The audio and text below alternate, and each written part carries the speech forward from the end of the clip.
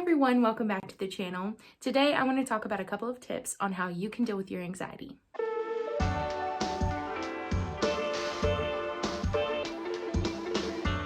Before we get started with the tips, I do want to talk a little bit about anxiety. I think it's something that is still very taboo to talk about in our society, although I do think it's getting a lot better. I think that since we are a predominantly Christian society, a lot of people think that you shouldn't seek any kind of treatment for your anxiety, which I wholeheartedly disagree with, and I think Jesus would also disagree with, as he wants people to be healed and to feel whole, and you can't always just do that with prayer or thoughts. A lot of people like myself hide their anxiety as much as they can because they don't want to be perceived as weak or somebody who can't get certain things done because of their anxiety disorder. I also want to say that anxiety disorder does not mean social anxiety disorder. That is certainly a branch of anxiety, but there's so many other branches of anxiety. For me personally, medical anxiety is a big problem for me. I get freaked out when people talk about medical stuff, and I don't like thinking about my own medical stuff a lot, and so that is a big trigger for me. Anxiety affects so many people, and when I say anxiety, I'm talking about anxiety disorder. Everyone has anxiety. Anxiety comes with any big decision, any big change. It comes with a mess up, a failure, and anxiety is perfectly normal. Everyone deals with it, but some people deal with it on a greater scale.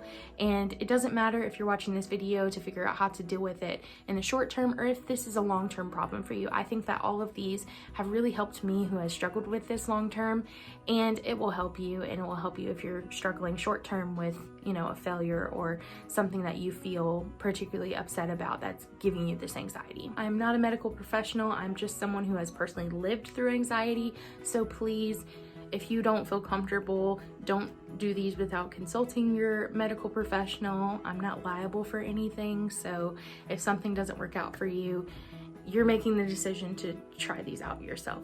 You know what I'm saying? All right, let's get into the tips. First, we're gonna talk about shocking your senses. I know that sounds scary, but trust me, it works. So if you like or don't like sour things, this is going to be the hack for you. So go out and find yourself some Warheads. There's also some sour sprays that you can get.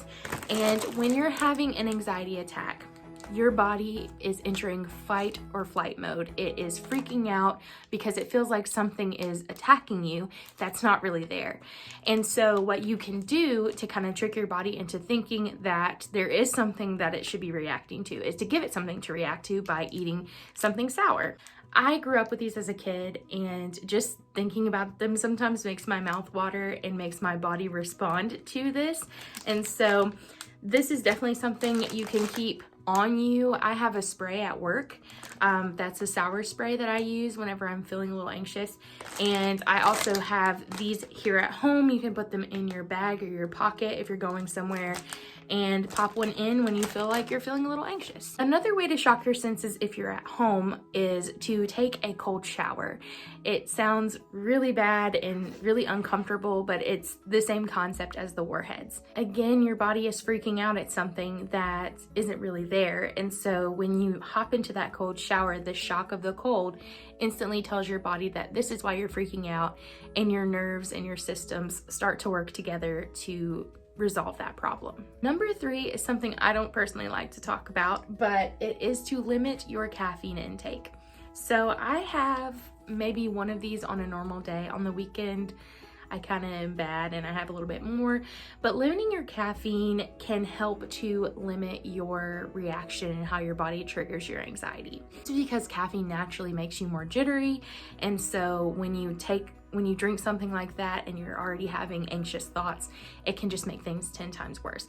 A good alternative I am going to talk about in my video next week is getting a bottle like this. This is the Infused Bottle, and basically it's a water bottle, but this little cartridge comes out and you can put things like Mio or other liquid water enhancers into it and pop it in and toggle it on for regular water or for flavored water. It's a great way to get flavor if that's what you're after with a soda. Coffee is also a big contributor to caffeine in your body, so if you limit the coffee you have to a cup a day rather than 2, or if you have a cup of coffee just when you need it or every other day, that will drastically improve how much your body reacts to anxiety attacks. Another thing that's really helped me is to get a hobby that that involves concentration and using your hands. But right before the holidays, I was feeling anxious for a variety of reasons, and I decided to go ahead and keep my mind and my hands busy by taking up crochet.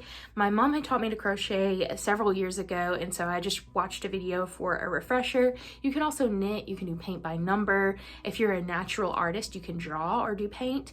If you're a reader, you can read. Anything that keeps your mind on another task, keeps your head out of the way of anxious thoughts. That's going to be the best way to combat your anxiety attacks. All right, that's all the tips that I have. Thank you guys so much for watching, and I hope that this gave you a couple of ideas on how you can deal with your anxiety attacks.